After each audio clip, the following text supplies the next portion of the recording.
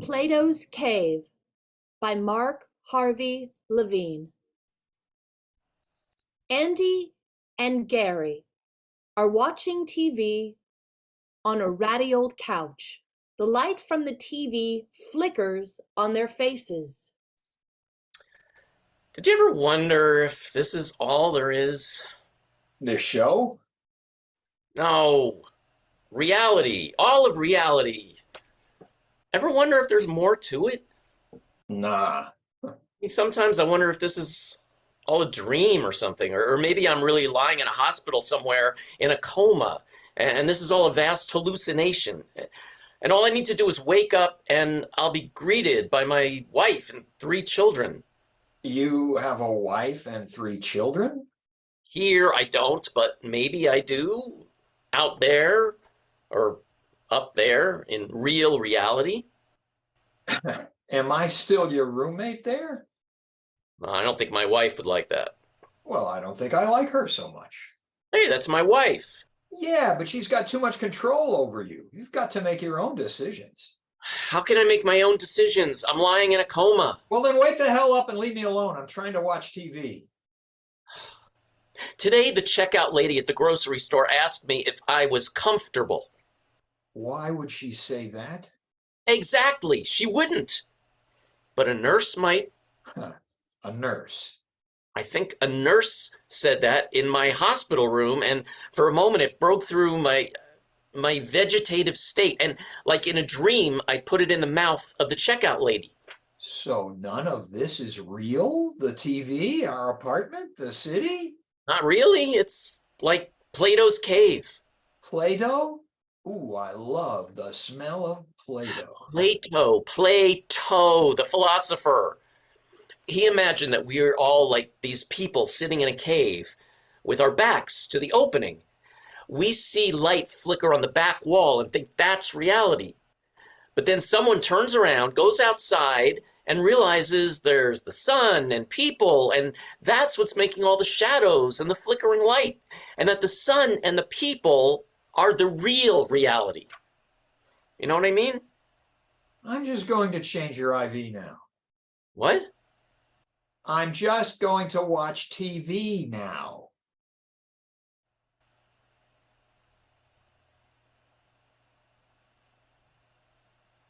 Andy suddenly throws Gary down on the couch and leaves. The couch is now a bed, the room, a hospital. A pretty nurse is changing Gary's IV. Ah! Ah! Where am I? My God, you scared me. What's going on? Holy crap, you're awake. Where am I? Sir, you're in a hospital. You've been in a coma. A coma? How do you feel? Okay. A little dizzy. That's to be expected. How long was I? 3 months. 3 months? Frankly, we weren't sure you were ever going to wake up, but your wife never lost hope. My wife? I'm married? You don't remember her? Everything's a little foggy at the moment. It'll come back, hopefully. But yes, you're married with 2 really cute kids. 2? Yes, 2 girls. Funny, I thought it was 3. Huh. Nope, 2. I was dreaming while I was out. Yeah, that's really common. What were you dreaming about? I had a whole life, an apartment, a roommate, but it all seemed vaguely unreal, dreamlike, you know? Even in the dream, I knew something was wrong. That happens to me all the time. Like in my dreams, I keep thinking, this can't be real. I've got to be dreaming. And I am. Yeah. Well, now that you're awake, we've got to test your sexual function. My what? We need to make sure everything's still working. She begins to unbutton her uniform. Oh, wait, what? Come on now, don't be difficult. It's a simple procedure. She climbs into bed with him. This can't be happening. It's okay. Your insurance covers this. I'm married. Oh, come on. You don't even remember her. She begins wriggling against him. I must still be dreaming. Want me to pinch you? I'm still in a coma. I am still staring at the flickering lights in the back of the cave. Oh, caves, take me now, you big hairy caveman. Wake up! Andy flips the bed around again, and the nurse is now his wife, Rose, in bed with him, half asleep. Wake up. Wake up! No, you wake up, honey. You were having a bad dream. I was? I am? You were moaning and carrying on. I thought you were going to wake Susan. Susan? Our child. We have just one now? You all right? No, it's just... I dreamed we had two children, and I was in a coma. You were in a coma? Have I ever been in a coma? Not that I remember. 2 kids, huh? What was the second one? Girl, another girl. And then while I was in the coma, I was talking about having 3 kids. Sounds like a very talkative coma. I mean, in the dream, I dreamed that I was having another dream. In that one, I wasn't married at all, but I had a roommate. Okay.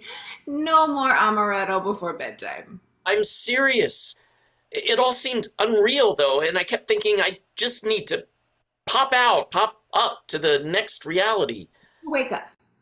Well, yeah, but I mean, it's like now everything seems so real in one sense, but I feel like if I could just wake up again, you know? Even now, when I've finally arrived at real reality, I feel like there's something more, a higher level of, I don't know. Cut! An assistant director with a headset and script comes over to Gary. A higher level of existence. What? The line is a higher level of existence. Andy? What's going on? Who are you? Very funny. Okay, let's take it back to, in the dream, I dreamed I was having another dream. Is this a dream? I'm not paid enough to be in your dreams. What the hell's going on? Who are you? Are you high? Get back in bed, Gary. We got to finish this shot. Is this some sort of joke? Is Rod Serling going to step out? I think I've seen this episode. Rose spins the bed, which becomes a couch again, and Andy gets on it next to Gary. Yeah, I've seen it too. What else is on? Ah! What? You're my roommate? Are you having some sort of seizure? Is this reality? Is this it? Is this the highest level? Okay, you're starting to scare me. Do I wake up again? What in the name of sweet tap dancing Krishna are you talking about? Did I have a discussion with you about Plato's cave? Play-Doh? I love the smell of... No, Plato! Damn it! Did I ever tell you about Plato and the cave and the flickering lights? No. I'm asleep. This is all a dream, or a hallucination, or a play. It's not real. It's not really real. There's an even higher reality out there. We're just watching the flickering lights on the back of the cave wall. Plato's cave. Did I tell you about that? Andy?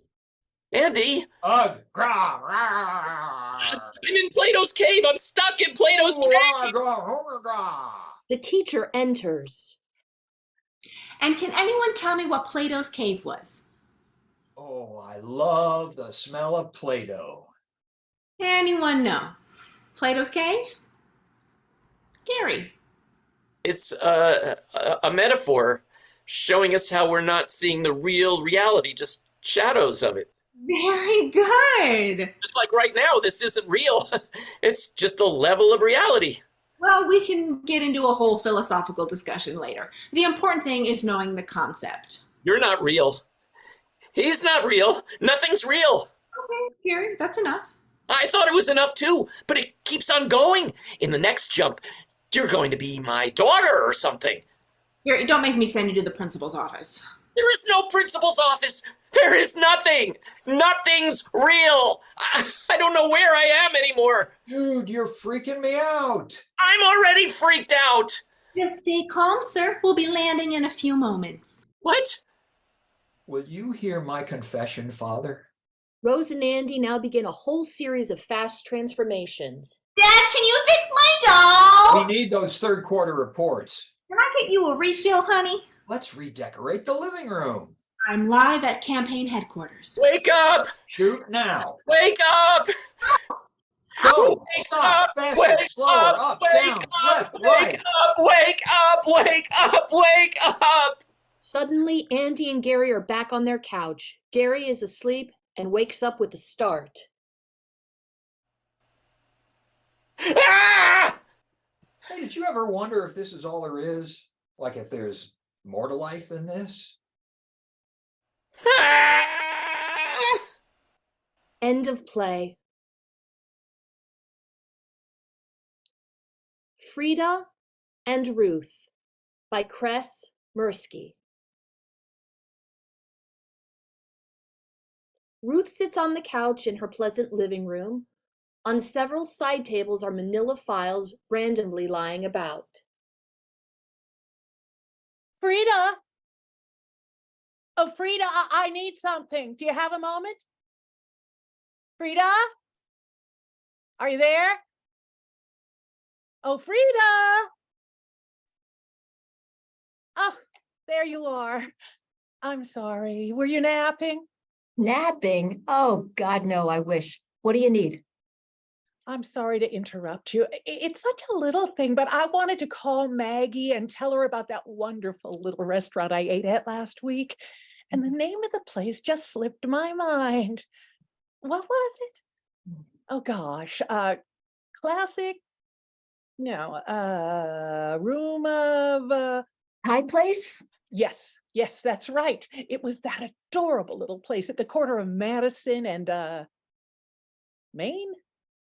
No, not Maine. Goodness. Can you look that up too? The location, I just can't think of it.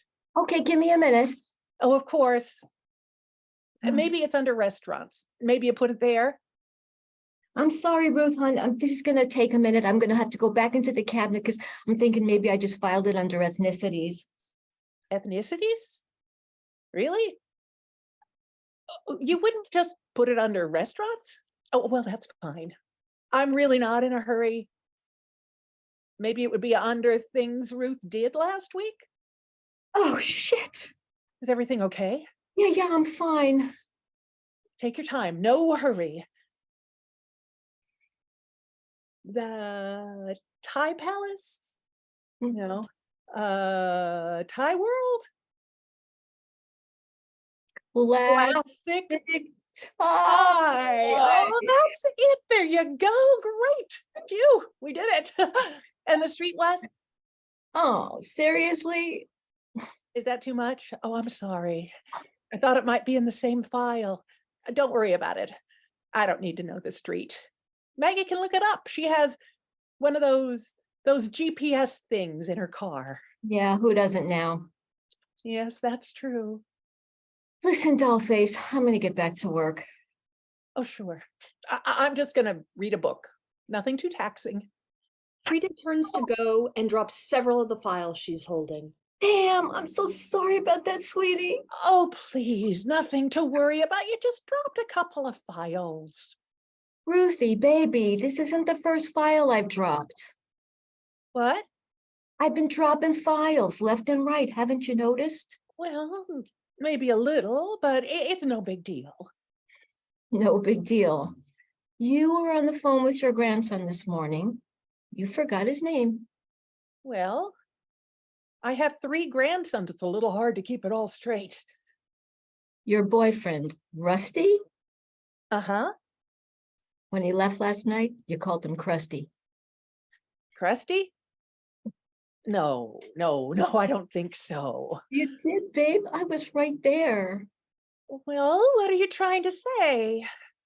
Sweetie, I'm trying to tell you it's happening. I am your memory and I'm starting to crack. What are you talking about? That's ridiculous. Sure, there may be the occasional slip here and there, but that's normal. At this age, you're in great shape. Honey, look at me. Well, sure, you could lose a pound or 2, cut down the smoking, that might help, but you're fine, just fine. You know that's not true. You dropped a file or 2. You're just making too big a deal out of all this. Sweetie, we got to talk. I've been thinking about this for a while now. I mean, look at you. You look 10 years younger than you are. I see how people look at you when we cross the street. You still got a doll face. I'm just holding you back. No, you're not. You're fine. It's me. It's my fault. I'm just not doing all those things they keep talking about in the magazines, taking that herb. You know, the one that's supposed to help you with the memory. What's it called? Oh, never mind. It doesn't matter.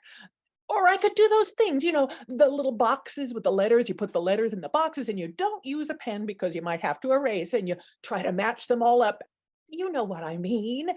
What's it called? Shimmy, Rococo, Portuguese. I'll learn Portuguese. There's nothing better for our memory than learning a new language. I'll start classes this week. You'll be better than ever.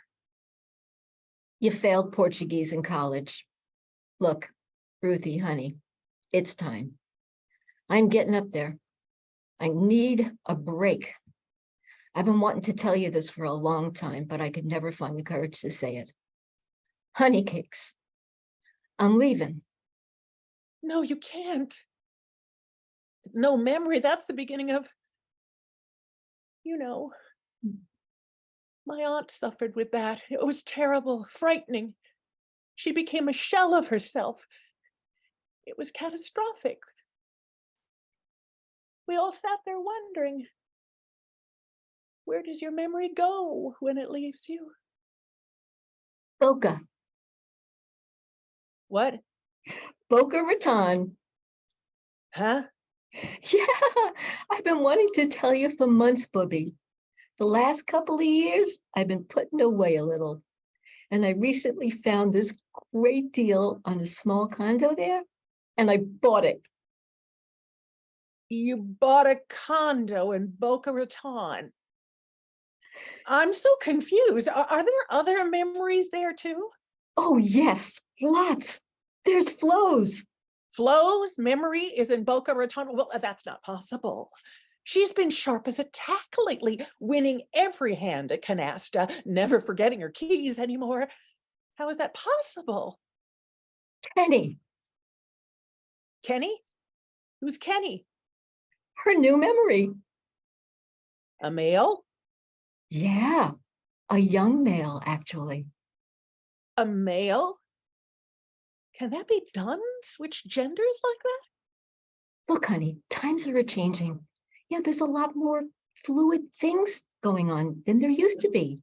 I guess. I'm just trying to wrap my head around all of this. And I've got some great news for you, sweetie. I talked to Kenny, and he's willing to take you on too. Me and Flo? He can do us both? Oh, yeah. I don't know. This is all happening so fast. I could at least meet him, I suppose. Oh, great, hon, because he's going to be here any second. I told him to stop by at 3. At 3:00? That's any minute now. I don't know, Frida. I don't feel ready for all of this. Well, sweetie, look, I think we have to move fast on this. He's young. He's up on everything. It is a great deal, and we don't want to lose it. Besides, my escrow closes on Thursday. Okay. Okay, if you think so. That's him. Come in. Well, hello there. Hello. Nice to meet you, Kenny. And it is most pleasant to meet you, Ruth. May I call you Ruth? Yes, that's fine. He seems a tad vacant, doesn't he? Honey, that's what you want. A blank slate. Well, I can see that I have my work cut out for me here. Why don't I get right to it? Would that be all right with you, Ruth? Yes, Kenny.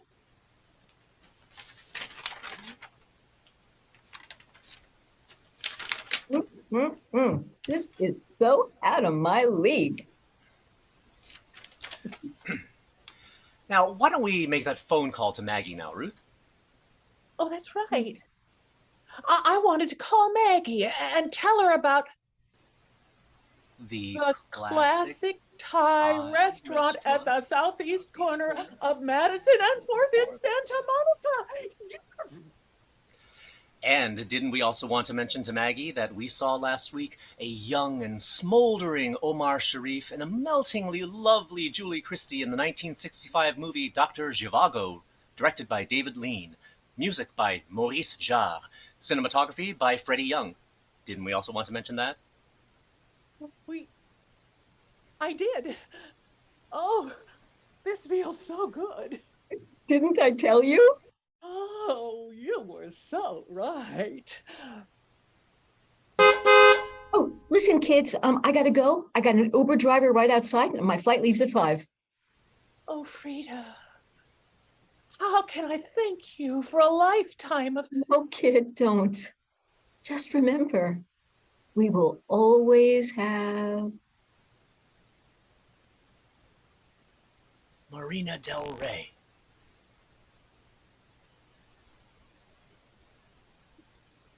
Memories light the corners of my mind. Misty watercolored memories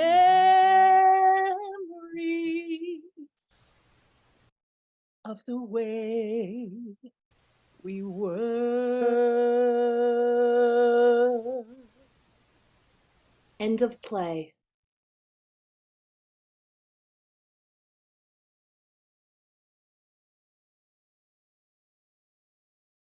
The Beaumont Technique, a short play by Rom Watson. Bitsy, an ex-con, logs on to a Zoom meeting. I hope Sebastian is good at this. Can you see me? You're hard to miss. Ah, thank you. How many students will I be teaching? I want to make sure I pace myself. Only one person responded to the ad. One? Ah, well, perhaps it's just as well. I mustn't overdo it on my first day. This will be good practice for you. Think of it as a trial run. A preview of the Beaumont Technique. Exactly. Besides, you need the money. I am well aware of my current financial challenges. Good. Then you'll remember to be polite. I am always polite. Yeah, but you're not always kind. Remember to be kind. I am not the ogre you think I am. If that's your opinion, why work for me? Because despite your many shortcomings as a person, you happen to be a good actor. Some people would be insulted by being damned with faint praise, but I'll take any praise I can get. I have always believed in your talent.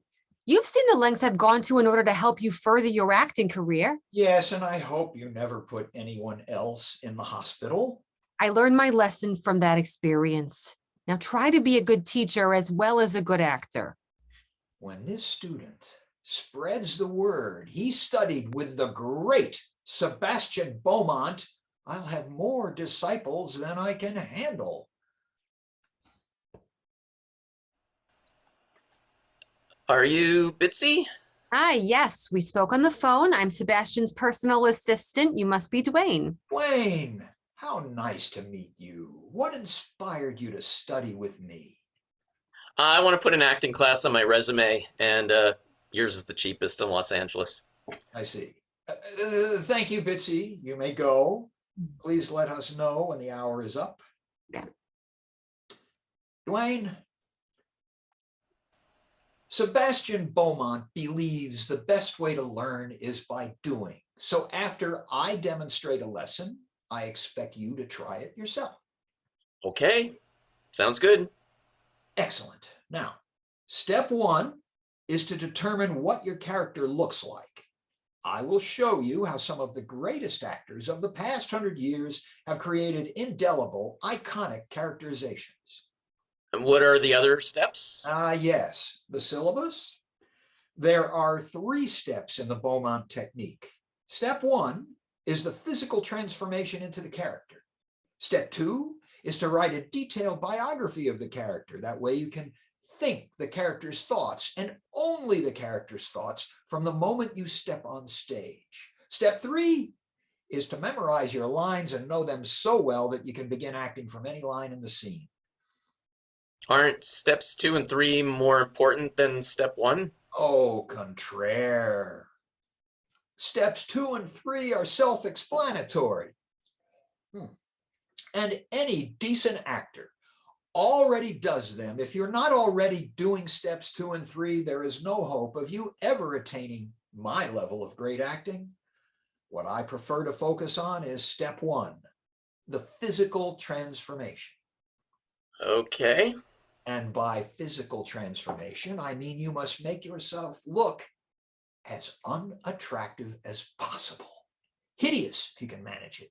As I always say when asked about my acting process, if I don't look terrible, I don't feel like I'm really acting. I feel like I'm just being myself. And what's wrong with that? Nobody wants to watch you be yourself, trust me. The audience doesn't like you. They like the character you're playing, so you must erase yourself. Erase myself? Make yourself disappear so that the only thing the audience sees is the character. Okay, but why does that mean I have to look unattractive? Beauty is a bell curve. Very few people are truly ugly, and very few are stunningly beautiful. Most of us fall somewhere in the middle, which is fine for everyday life, but to be an actor, you must be either a character actor or a leading man. Well, if those are my only choices, I'll be a leading man. You're not handsome enough to be a leading man. You're handsome enough for real life, but not for acting. Not handsome enough? In Zoom, there's a visual setting called Touch Up My Appearance. You can click on that, but it won't be enough.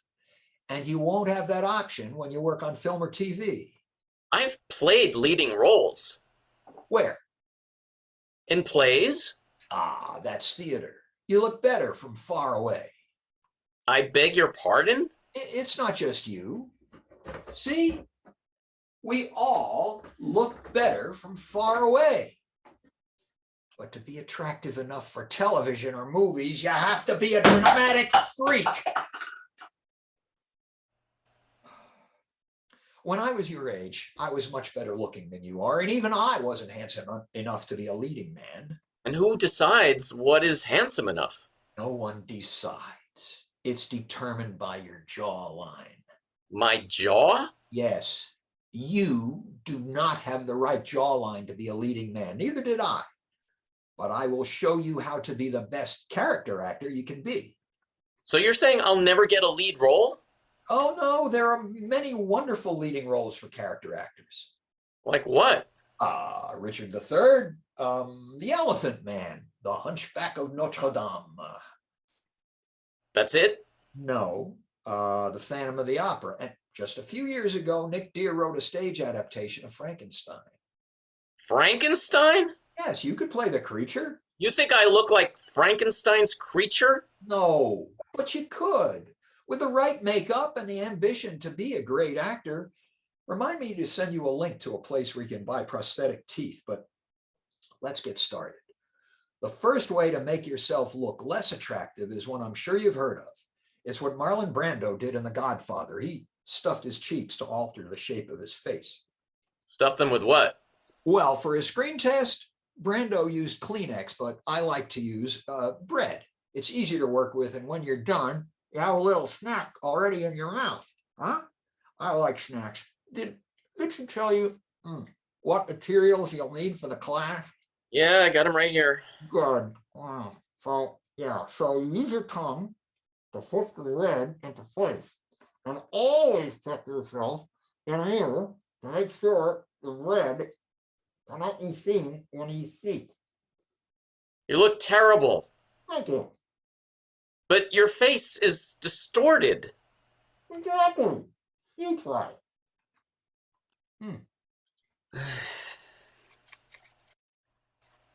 Yeah, good. Brando only used prosthetics inside his lower jaw, but try the upper lip, see how it looks.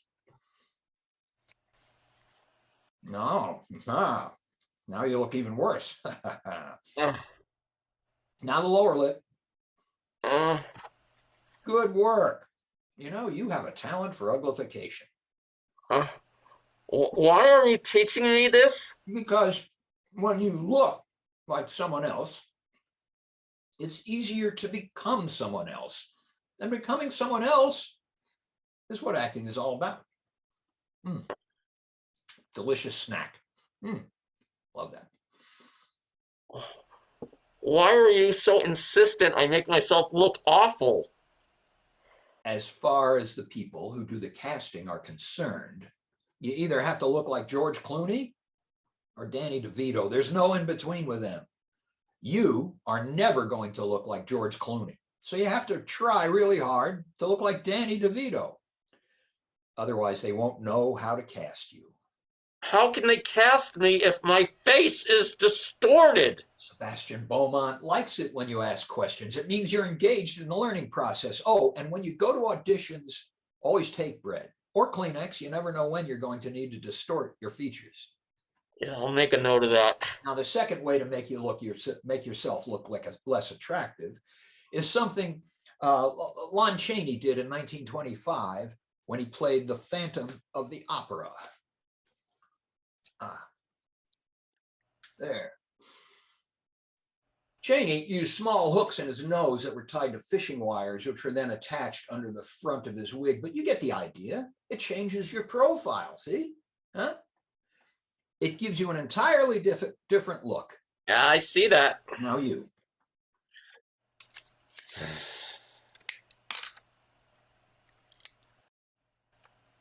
Look at you.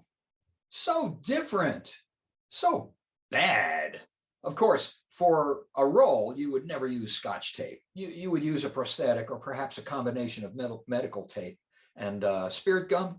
So why make me do this? To show you how different you can look just by changing one aspect of your appearance. I want you to open your mind to all the possible ways you can look grotesque. Grotesque? Yeah, let your imagination run wild. Uh-huh. And another way to alter your appearance is to use prosthetics to pin your ears forward to make them more prominent. Like so. Yep, that's grotesque. Are you through telling me the ways I can make myself look unattractive? Well, there is one other, more extreme method of making yourself less attractive. More extreme? Do what Marlon Brando did. Gain so much weight, you don't even look like yourself. In his later years, he deliberately changed himself from a leading man into a character actor.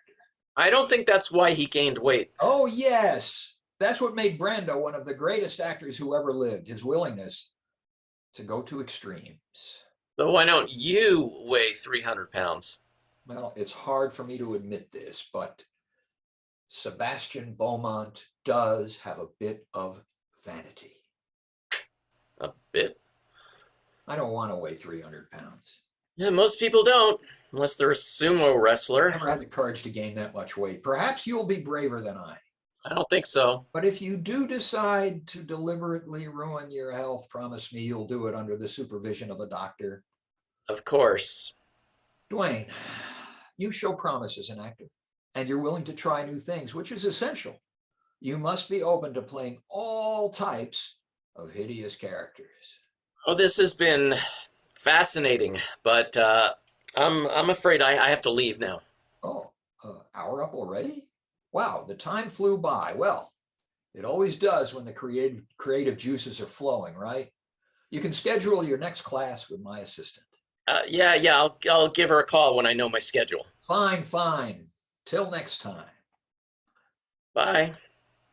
I have a real talent for teaching, and how satisfying to give back. Sebastian Beaumont will serve others by opening up new horizons for clueless actors. My life is about to go in a wonderful new direction. Sebastian Beaumont will be the greatest acting teacher of my generation. Did you get the money? No, he refused to pay. Why? He sent me a message in the chat section, said the class was terrible. And I agree with him. What? I watched the class. He's right. Was I really that bad? Your talent for acting did not transfer over to teaching. I'm sure I'll improve with the next student.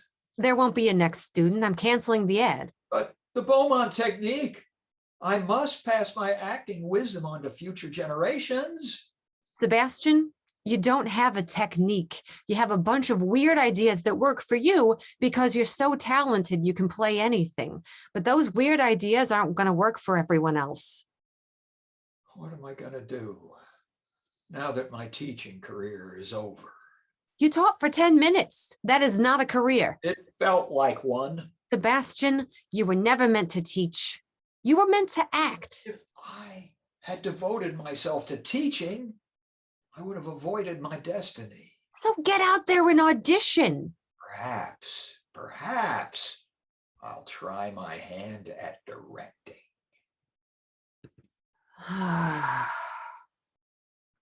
End of play.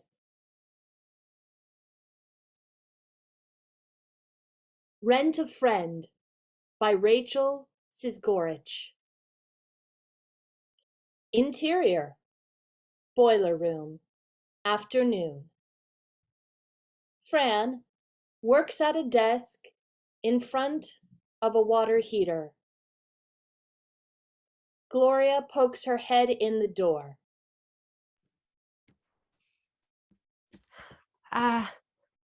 I'm not sure if I'm in the right place. I'm looking for a rent-a-friend. Oh, you must be Gloria. You're in the right place. But this is a boiler room. I thought you'd be in an office. Oh, yeah. The office is just being renovated. So you are conducting business in a boiler room? I think I should go. You already charged your card. What? I didn't authorize that. You must have missed it. This is ridiculous. Late-stage capitalism. Who needs it, right? Look, you want to come in already or what? So, tell me, what is it that interests you in Rent-a-Friend? Well, honestly, part of me just wanted to come and see if this was a real thing. Oh, yeah? That's telling. Well, what are you typing? What? Oh, just my grocery list. Look, this is very much a real thing. We started this during the pandemic, and I couldn't believe how many lonely people there are in the city. I thought that we would slow down once things opened up, but business is still booming. I can even afford my welding classes now. I felt like your ad was speaking to me. I have trouble with friendships.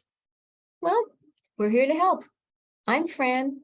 I'll be your caseworker. Caseworker? Yeah.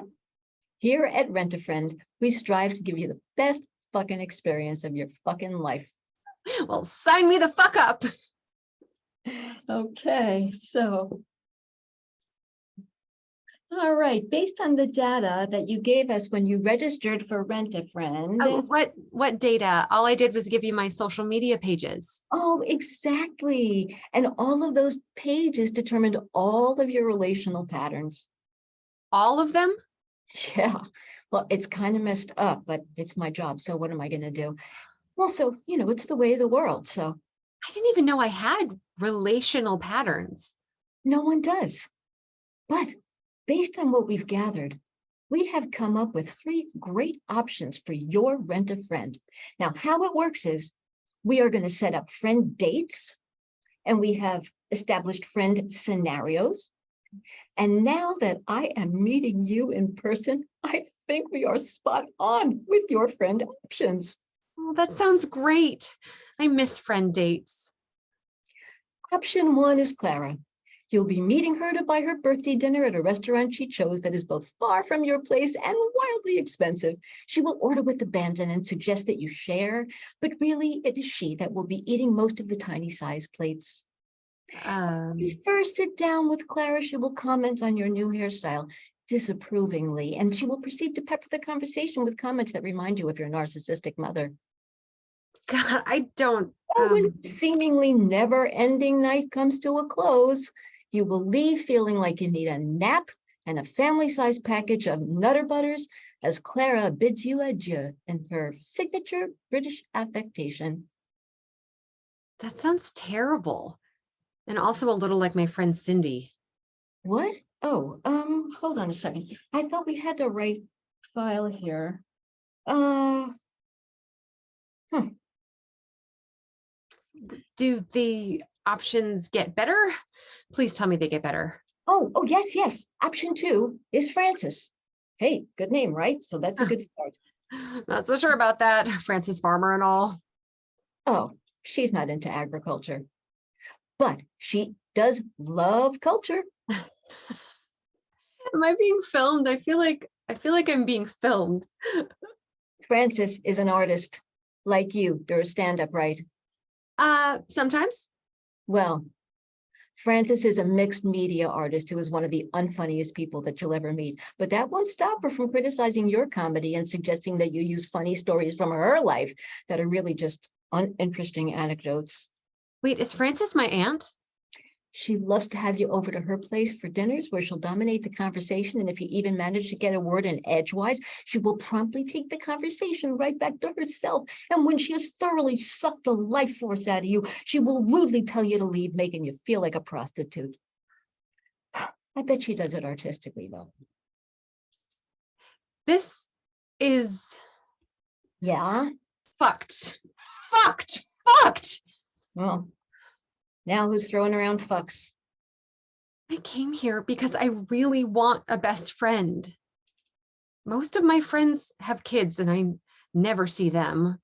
Or they've moved away and we say that we'll visit each other, but we never do. And the ones I've managed to make in the city... Treat you like shit? Yeah. I never want to stand up for myself because I'm just so afraid. Afraid that I'm too sensitive or I need too much or that they won't like me if I'm honest. When I was a kid, I had no friends. I was bullied. I don't ever want to be that lonely again. So being treated like shit sometimes doesn't look so bad. I feel so pathetic. Who would want to be friends with someone like so pathetic like me? Would you like to hear about option 3? Let me guess, Linda Tripp. Option 3 is Gloria. Well, that's confusing. She has a flair for making 30-year-old political references. She grew up in an abusive household, and she became a people pleaser as a coping mechanism. Her humor helps her deal with trauma. She is generous, sometimes to a fault. She is kind. She is loyal. She is a good friend. What's happening? Gloria, you have to learn to love yourself or no one else will. You have to be your own friend. Jesus, that sounds so damn schmaltzy, but it's true. What, you think I had it easy making friends? You think that people were lining up to be around my sparkling personality? Hell no, because I am not afraid to be myself. I am a lot of bitch to handle. And if some friend didn't treat me right, I would just tell him to go and take a hike. And telling someone who really deserves it to go and fuck themselves is really very satisfying. I suggest you try it. That does sound cathartic. This has been cathartic. I feel like I'm in therapy or something. You are. It's cutting edge stuff, despite what those dicks at the Board of Behavioral Sciences say. I wanted to help people during lockdown, and I knew that if I placed an ad for a service where someone can rent a friend, I would be connecting with some sorry sacks. No offense.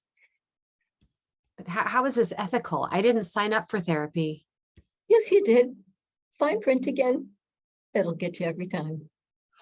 Oh, okay. End of play.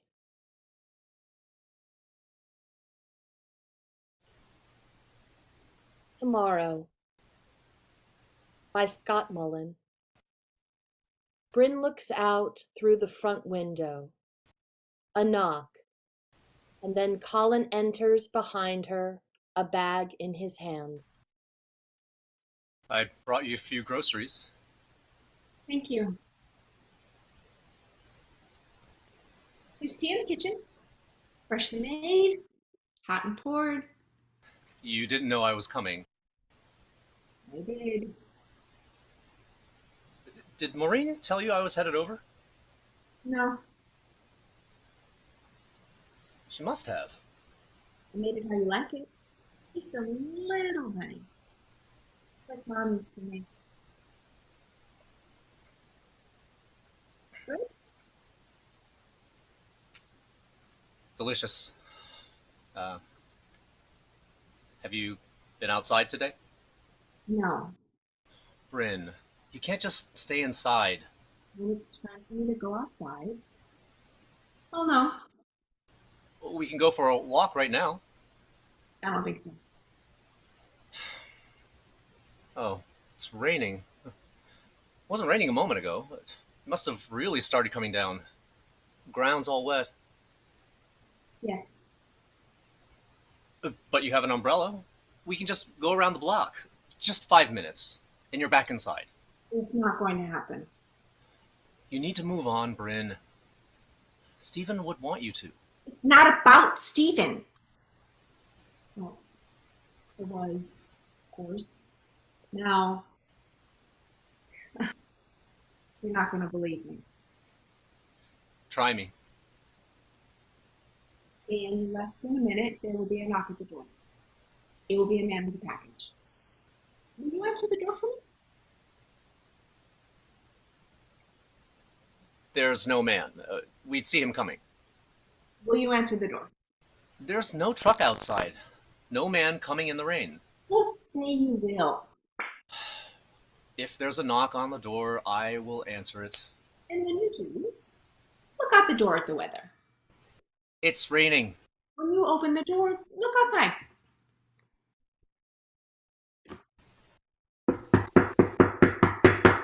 What? Go.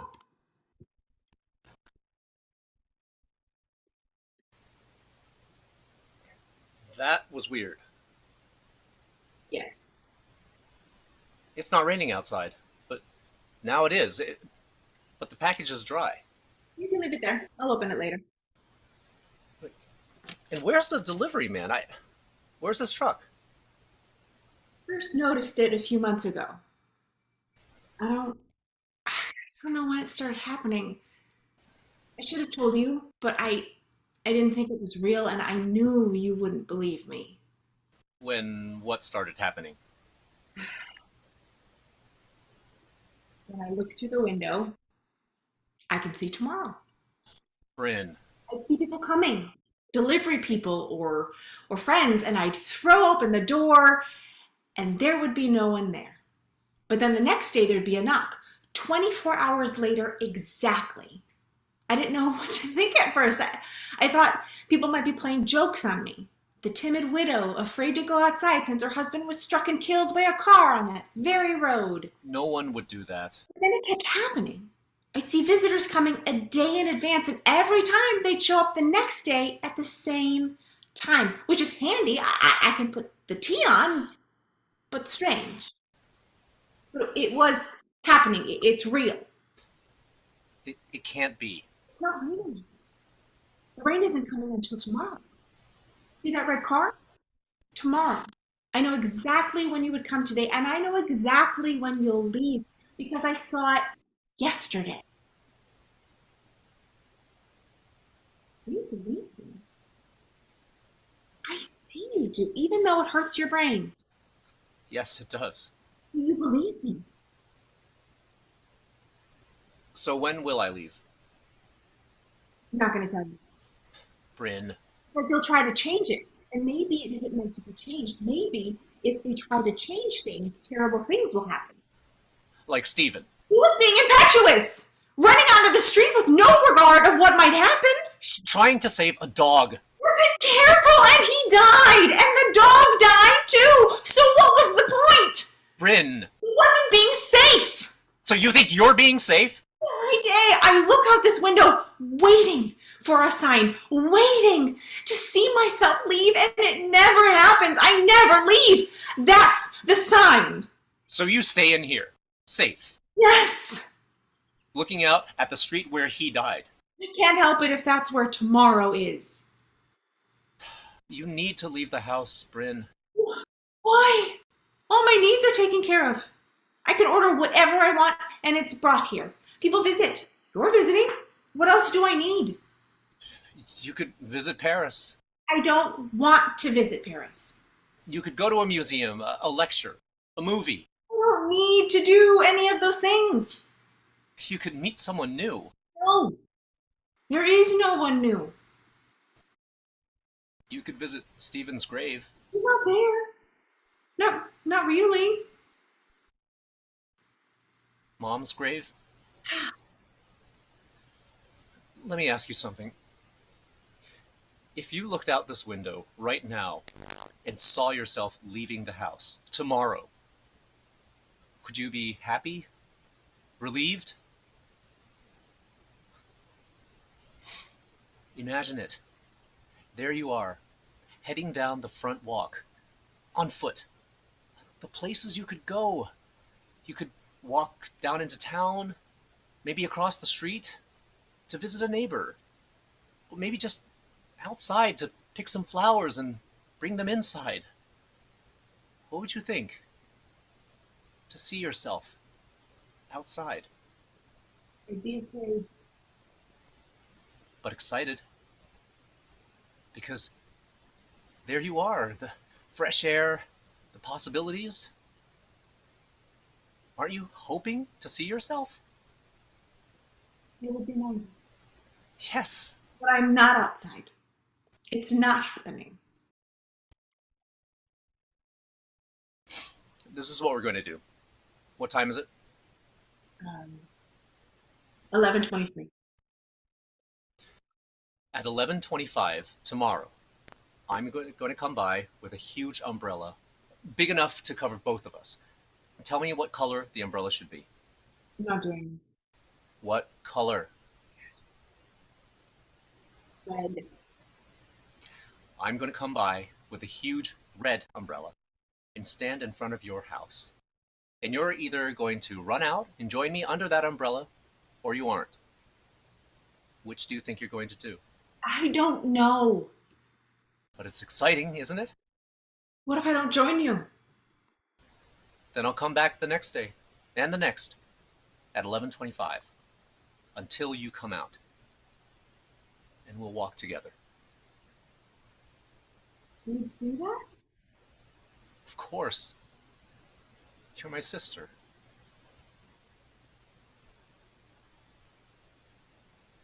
What if you don't show up? What if you're not supposed to show up? I think we make our own destiny. I think I want to be there tomorrow with a big red umbrella. It'll happen. And there I am. This is crazy. I'm watching myself standing in front of your house with a big red umbrella. I'm scared. Nothing is going to happen. Just around the block? Wherever you want to go. But I'll know when I come back. I'll see it today. Not if you don't look. What? Sure. Turn away from the window for a while. Let it be a mystery. Keep the possibilities open. You're just standing out there waiting. It's really raining out there. I'm not going outside, am I? I really want you to.